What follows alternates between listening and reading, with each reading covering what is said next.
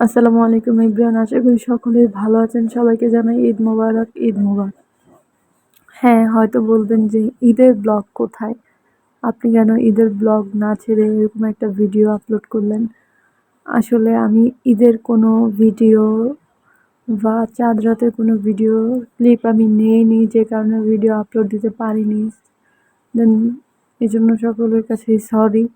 But আমি এমন একটা ভিডিও নিয়ে এসেছি যেটাতে খুব ইমোশন ছিল, যে কারণে আমি ঈদের বা চাঁদ রাতের কোনো ক্লিপই নিতে পারিনি। আসলে সবারই মন খারাপ ছিল আমাদের বাসায়, যে কারণে আমরা কোনো ভিডিও ক্লিপই নিতে পারিনি, কোনো রান্নাবান্নার ভিডিও ক্লিপই নিইনি। এমনকি আমরা ঈদের দিন কোনো মেহেদিও দেইনি হাতে। বাট ঈদের পরে দিছি হয়তো, সবার রিকোয়েস্টে দিয়েছি আমরা হাতে মেহেদি। আমরা কেন মেহেদি পরছি না, সবার কেন মন খারাপ, সবাই কেন বের হচ্ছে না। ঈদের দিন বিকালে একটু বের হয়েছিলাম আমাদের বড় ভাইয়াকে নিয়ে। আর হ্যাঁ, যে বিদেশ যাচ্ছে সে হচ্ছে আমাদের পরিবারের বড় ছেলে, মানে আমার বড় ভাইয়া। সে আজ ঈদের পরের দিন আর কি রাতে আমাদেরকে ছেড়ে সেই দূর প্রবাসে চলে যাচ্ছে। এখন হয়তো সবাই ভাবছেন সে কোথায় যাচ্ছে, সে আসলে সৌদি আরব যাচ্ছে। হ্যাঁ, সবাই স্বপ্ন পূরণের জন্য কত কিছুই করে, সে স্বপ্ন পূরণের জন্য দেশ ত্যাগ করছে, ফ্যামিলিকে ত্যাগ করে সে সেই দূর প্রবাসে চলে যাচ্ছে। তো তাই সবারই খুব খুব মন খারাপ ছিল, যে কারণে আমরা কোনো ভিডিও ক্লিপই নিইনি। এমনকি আমাদের বাসায় খুবই একটু মন খারাপ ছিল, সবাই বুঝতে পারছেন কেন, কী কারণে। এমনকি ভাইয়া যখন সবগুলো প্যাকেট করছিল, বাসা থেকে বের হচ্ছিল, এমন একটা ইমোশনাল মুহূর্ত ছিল যে আমি এগুলো ক্যাপচারই করতে পারিনি। আমি নিজেও এতটা ইমোশনাল হয়ে পড়ছি যে কখনো আমি এতটা আসলে ইমোশনাল হয়ে পড়ি নাই। আমার ভাইয়া বিদেশ যাচ্ছে বলে এতটা ইমোশনাল হয়েছি যে আমি কোনো ক্লিপই নিতে পারিনি। আমি চুপচাপ এক কোণায় দাঁড়িয়েছিলাম, সবাইকে দেখছিলাম, সবার কতটা মন খারাপ ছিল তখন। এই তো আমরা সবাই মিলে ভাইয়াকে নিয়ে এয়ারপোর্ট চলে আসলাম। আসলে মানে কি বলবো, সবার এত কষ্ট, সবাই ভাবছি ঈদ মানে খুশি, ঈদ মানে আনন্দ। আসলে ঈদ মানে খুশি, ঈদ মানে আনন্দ। কিন্তু যখন আসে আপন মানুষকে বিদায় দিয়ে সেই দূরপ্রবাসে চলে যাবে, তখন আসলে ঈদরা সে আনন্দটা থাকে না। আমরা ভাবছিলাম যে হয়তো এয়ারপোর্ট খালি থাকবে, এয়ারপোর্টে আজ এত বেশি মানুষ থাকবে না, কিন্তু আসলে আমাদের ধারণাটাই ভুল ছিল।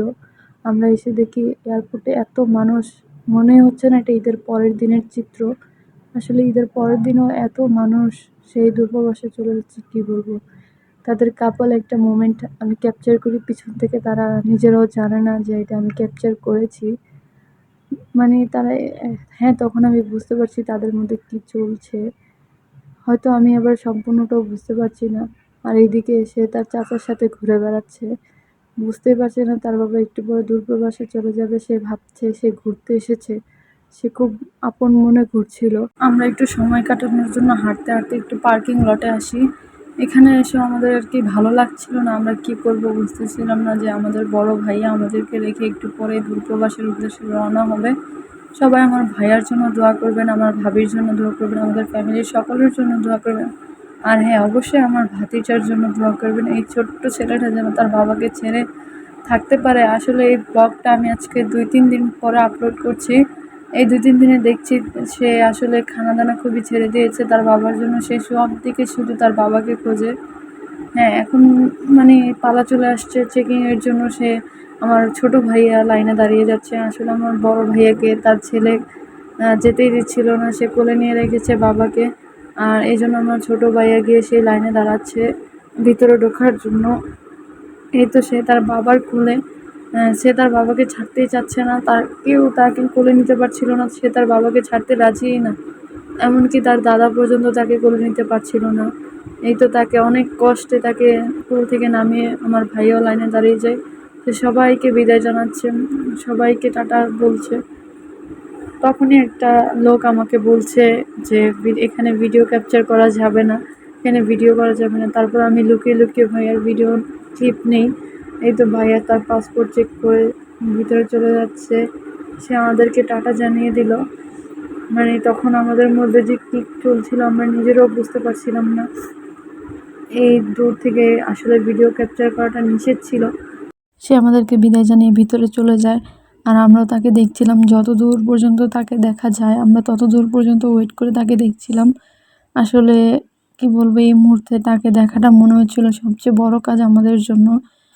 আসলে তাকে বিদায় জানিয়ে পরে আমরা নিচের দিকে চলে যাচ্ছিলাম, নিচে যেয়ে বসে থাকবো তার জন্য, যদি তার কোনো কিছু দরকার হয় সেই জন্য আমরা নিচে যেয়ে ওয়েট করব।